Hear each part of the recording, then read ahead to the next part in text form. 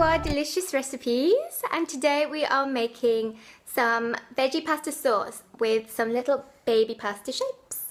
And it's the first time Sid will have tried a pasta sauce. We eat heaps of pasta and sauce, but I know the packet, like the pre-made jars of pasta sauce that I use, probably have too much salt and sugar in for Sid, so I'm going to try and make my own. You can follow us on this video. And I will put some clips in at the end of Sid trying his yummy food. Okay, watch this space. Bye. So to make our pasta sauce, we are going to need a tin of peeled plum tomatoes, 6 mushrooms, a courgette or zucchini, a carrot, an onion, a splash of Liam Perrins, and some Annabelle Caramel baby pasta shapes. You can use any baby pasta shapes, but I just happen to buy the Annabelle Caramel ones, and they are organic. So we are first of all going to peel and chop our onion. You want to chop it into really quite small pieces. We are then going to peel our carrot and grate this. I've chosen quite a coarse grate here because Sid doesn't mind lumps in his food, but if you're just starting with texture, it might be an idea to do a slightly smaller grated size. And then we are going to cut the end of our courgette or zucchini, depending whereabouts in the world you are, and again grate that in.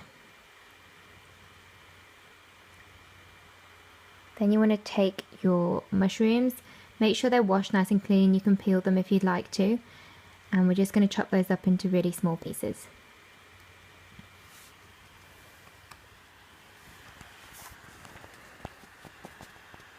Next, we want to take a pan of boiling water and add some pasta shapes to the water.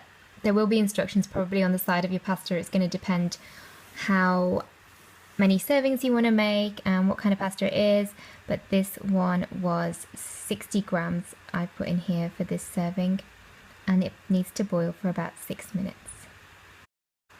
So while that's boiling, just add some oil to a medium-sized frying pan, just probably 2 tablespoonfuls.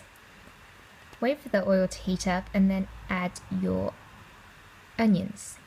Now we want to cook these onions down nicely so they go nice and sweet for our little ones. So you want to cook those for about 5 minutes. Once those are cooked up, we're just going to add our grated courgette and our grated carrot and our finely chopped mushrooms. And we're again going to cook this up for a good 6 or 7 minutes. So you can use, I've used a tin of tomatoes here, and I'm going to blend it just because I think it's better quality tomatoes if you use the whole tinned ones. However, if you have tomato passata, you could use that, or you can use chopped in tomatoes, or you could indeed use fresh tomatoes. Fresh tomatoes in the UK don't tend to be as juicy as the tinned ones, so going all out with the tinned ones here. So I just blend mine up in my smoothie maker food processor, just to make sure that once that's smooth, you want to add it a little bit at a time, because you don't want to make this sauce too runny, and don't forget a lot of water is going to come out of your veg. So I've ended up using about 3/4 of a tin here, so that would be 300 grams, but just go with your instinct. And then I'm also adding 1/2 teaspoonful of Worcestershire sauce, just to add a bit of flavour. Worcestershire sauce doesn't have a great deal of salt in it, so you don't have to worry about there being anything nasty in that. So once that's all cooked down, leave that for another 8 or 9 minutes to all cook down beautifully together.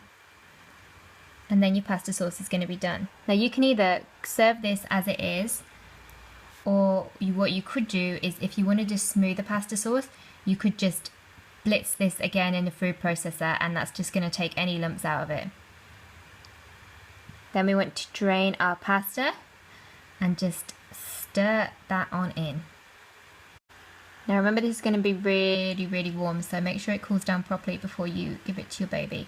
I'm taking a couple of tablespoons now for Sid for his dinner, and then the rest of it I'm going to divide into containers, some to go in the fridge and some for the freezer. This will store in the fridge for 24 hours, and you can freeze portions of it and it can stay in the freezer for up to a month. So you really can make big batches of this. Let's see how Sid likes it.